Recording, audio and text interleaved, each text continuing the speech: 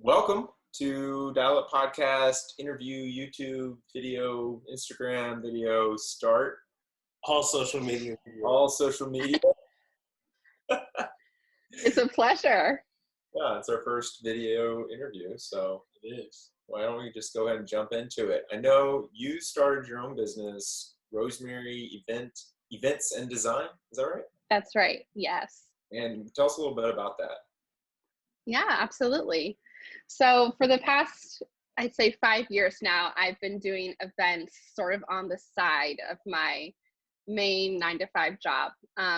Events have been something that I've really enjoyed and been passionate about since undergrad and college. And so that sort of got through the grapevine. And over the last several years, that's something that I've been able to do to help support mostly just like lots of different friends and people that are close to me in my life through big events in their lives. Most of them have been weddings, other smaller events as well, and doing things from coordinating to helping plan the wedding in its entirety, and then, you know, doing that in a professional capacity, people hiring me for that.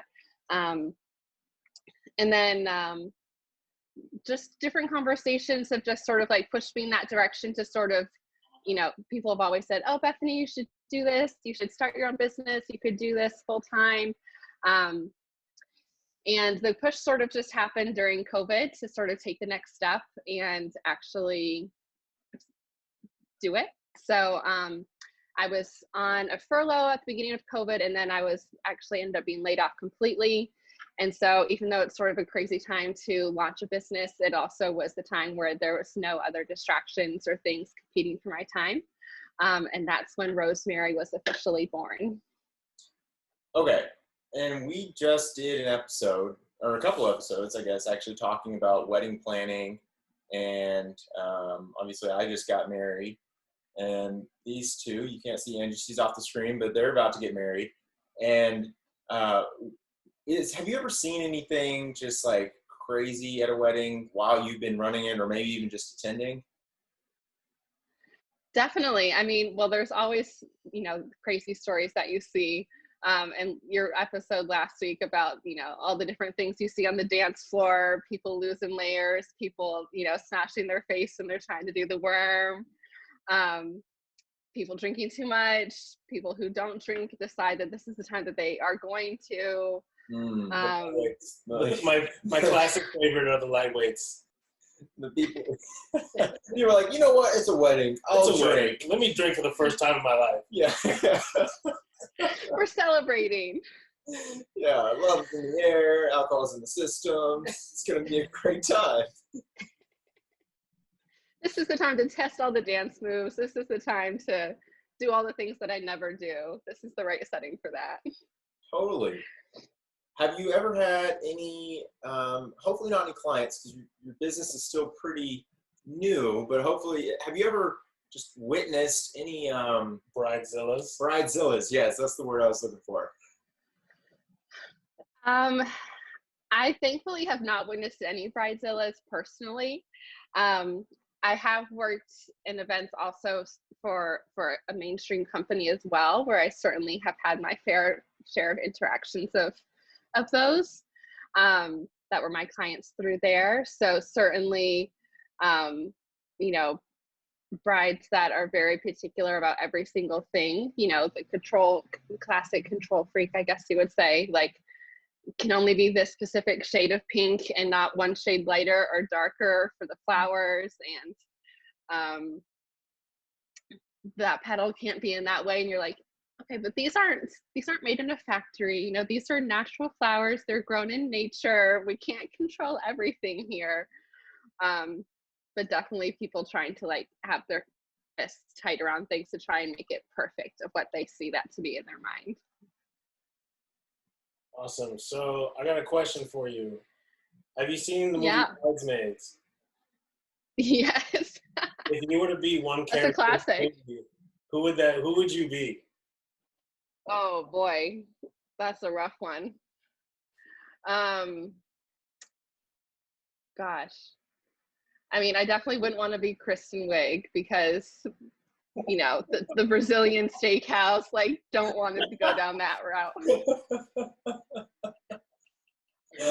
I guess maybe.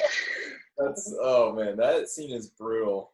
When the bride just walks down the street and she's just like that's down. Yeah. Oh man. Yeah. To be the person behind all of that would be like my worst nightmare to bring that about. That's true. Oh wait. If something like that were to happen at an event that you were running, what do you do? Yeah, what's the game plan for that? Bad meat in the catering. Yeah. What happens? What do you do? Well, certainly distract as much as possible. So, the places where it is happening, everything else is going to be happening on the other side of the tent. DJ needs to be playing the favorite tunes. It's a go for DJ. Whoever wants to do the worm, please do it now. Please take off your shirt. Don't look over here. Do the worm and go bust your face right now. Yeah. Do something that's going to be more extreme than this, please. Oh man, yeah, that makes sense. Distract, divert, divide. Yeah, exactly. Divert attention. Minimize. You minimize the things that are wrong, and then have something that's going to get people's attention in a different direction. Interesting. So with your company and what you're trying to build, do you have different packages right now, or different looks as to what people might want? So I do have a few different offerings. I can do full service, comprehensive event planning.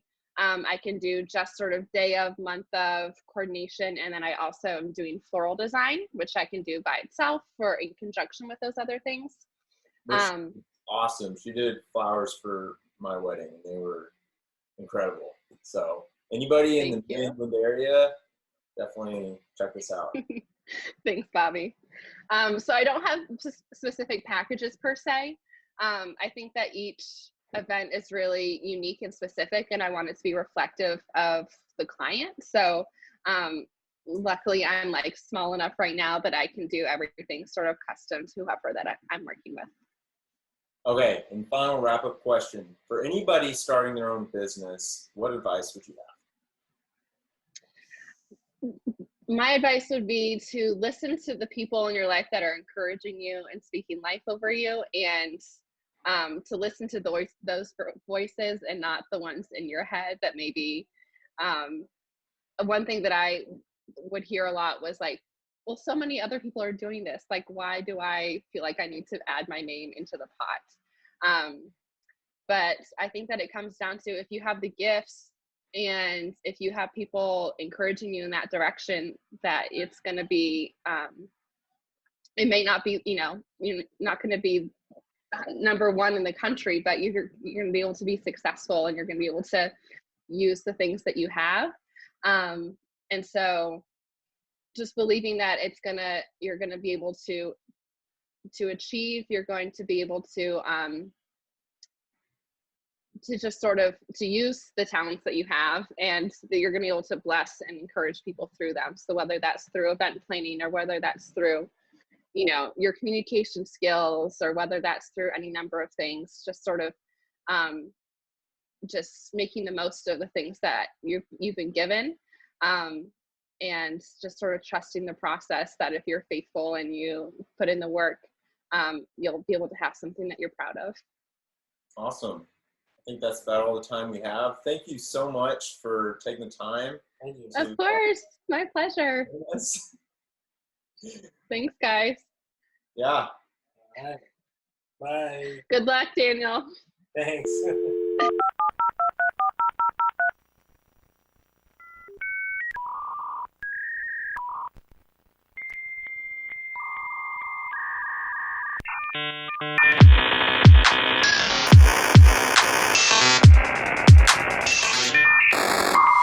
Welcome